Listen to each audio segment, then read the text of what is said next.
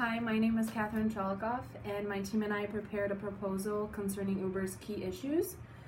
We will be discussing their business model in the lens of management's principles and practices. First, we conducted research, then we compared Uber to one of their biggest competitors, which is Lyft.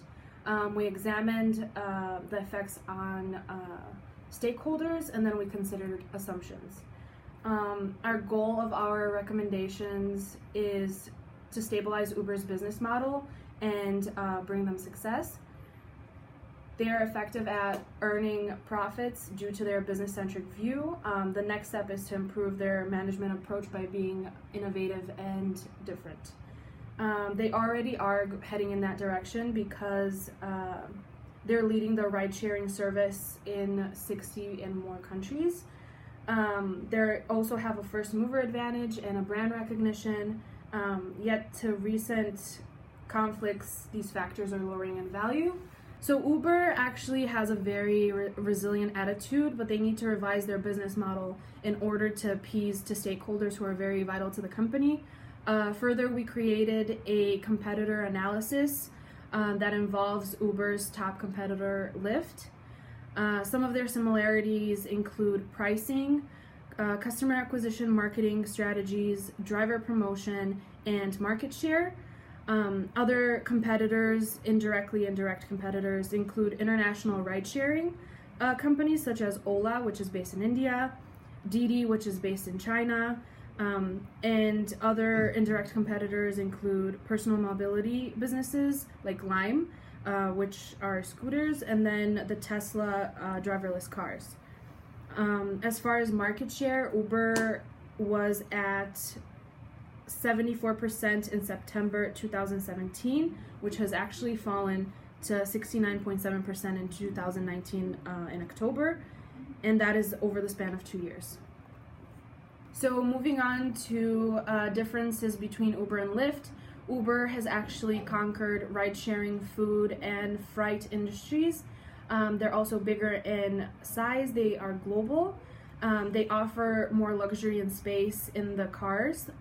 They also have 4 options on their app, and they're very transparent with their fees. On the other hand, Lyft prides themselves in being very personable and friendly. They have a very creative culture. They actually encourage passengers to sit shotgun, to have more personal conversation, and they're better at customer support, a little bit better than Uber, because they kind of go more into the details, and Uber's more, it gives predetermined responses. So in conclusion, all the factors affect passengers, drivers, and the company overall. Uber on one hand is better in offering services and value, and their competitor Lyft is better in building relationships. So after all, this is a social and interactive business, and now I'm going to pass to my colleague Josh, who is going to talk about Uber's drivers and sustainability. Thanks, Catherine. Hello, Uber. My name is Joshua Sapnu, and today I will be discussing how your business model is currently failing your drivers and efforts for sustainable business practices. First, I would like to start off with your drivers. So according to your website, you keep 25% of the total cost of each ride.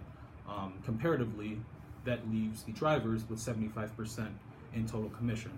Unfortunately, drivers never seem to reach this promised commission of 75%. What we actually found was that you charge these hidden fees called safe ride fees that runs background checks on these drivers that can range anywhere from $1 to $3. The unfortunate part of this is that drivers can't actually see, nor did they know up until a couple months ago, that these costs were being deducted from their rides. So for example, let's say an Uber ride is $10.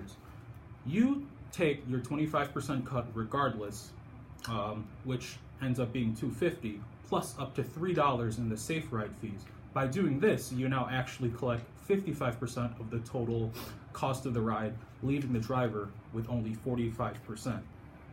And for drivers who are doing this as a full-time job, this type of compensation, along with the hefty fees you guys pull, is just very unethical. So for example, take California. the cost of living there in the year 2018 on average was $51,386. Let's say an Uber driver drives $70,000 worth of miles before fees and income taxes. Once you take your 25% cut, this only leaves a California Uber driver with $52,500. And then this is when you take into account the safe rider fees as well as income taxes. So all in all, Uber drivers in California can no longer meet the average cost of living in this state. Due to this factor, we suggest that you lower the fees as well as give them proper compensation plans. Another reason drivers can no longer benefit off of your current business model is because you don't provide them with the basic benefits to live, such as 401k plans and insurance. Now, we know that the reason you don't do this is because you state that the contracted jobs are temporary, regardless of the lack of benefits seen in your temporary driving jobs. They're slowly becoming people's full-time jobs, like we mentioned earlier. According to a study by KPMG, the gig workforce right now is 34%, but is expected to rise to 43% of the United States workforce by year 2020.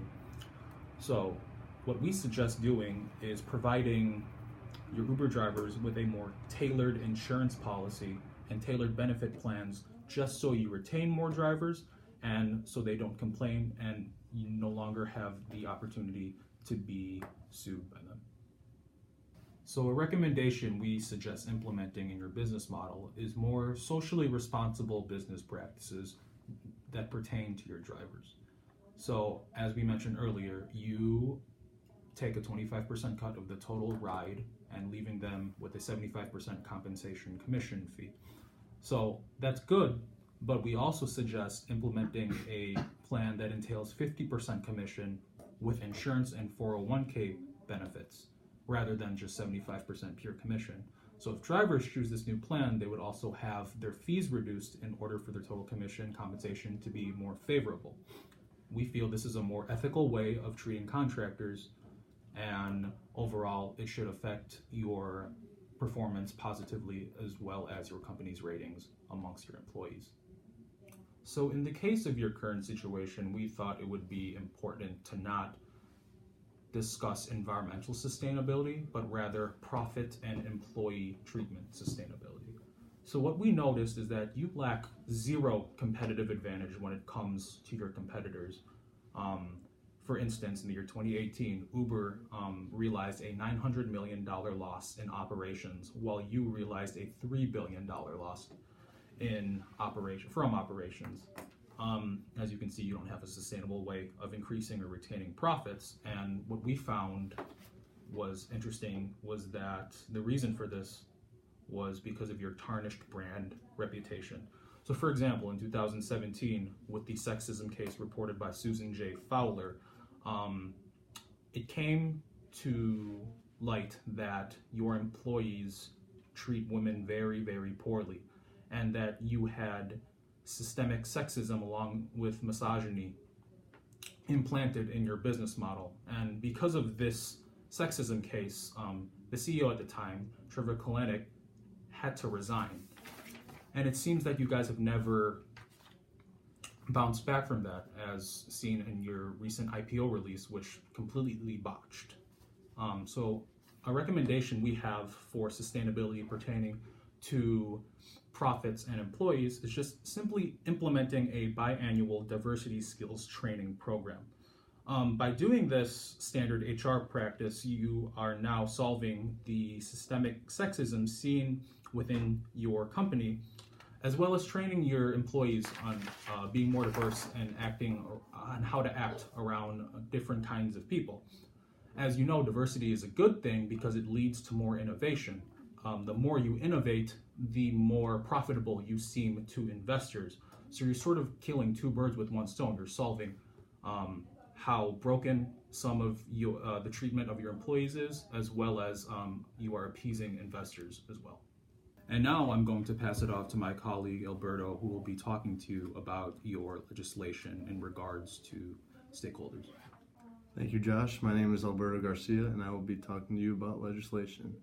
There's been two different bills that have been passed that may affect Uber.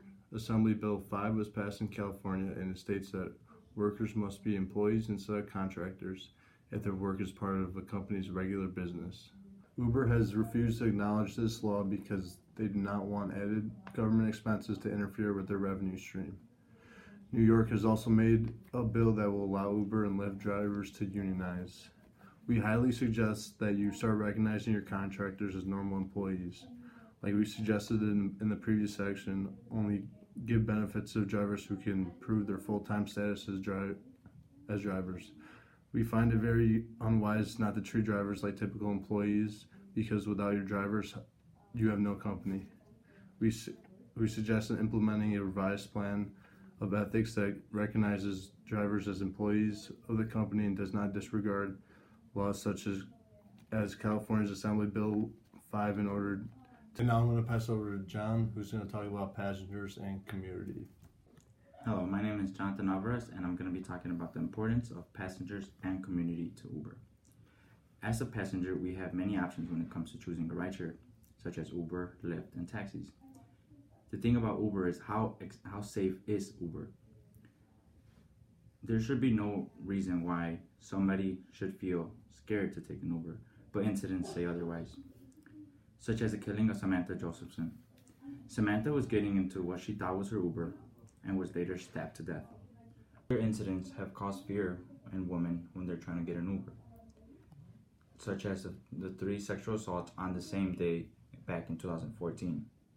How does Uber expect to create safety between a driver and the passenger when there's no connection between Uber and the driver? Anybody that passes a background check is considered safe and is eligible to start driving. Uber also tried to incorporate to the community what is now Uber Eats. Uber Eats is a service provided by Uber which transports food from one destination to the other. What could go wrong in such a case where Uber is trying to help out the community? Just the fact that the client has no idea what happens to the food from the time it leaves the restaurant to the time it reaches their destination. Incidents such as the one in Florida, where a man found something unusual and inappropriate for such a widely known company such as Uber. The man opened up his dinner to find a pair of dirty underwear in his dinner, which negatively impacts the image of Uber Eats. Uber needs to impose more control on their drivers to make the community feel more safe when ordering Uber Eats. Some recommendations that we came up as a team on Uber is to switch from a symbolic view of management to omnipotent. Uber tends to blame external forces when something goes wrong, but should start taking more responsibility for the driver's actions. Omnipotent view of management is when managers are directly responsible for their actions of their drivers, and in this case, this is what we firmly believe. We believe that Uber should treat the drivers more like actual employees to create a bond between the drivers and the passengers. This would reduce the number of incidents in which people are starting to double think when ordering Ubers.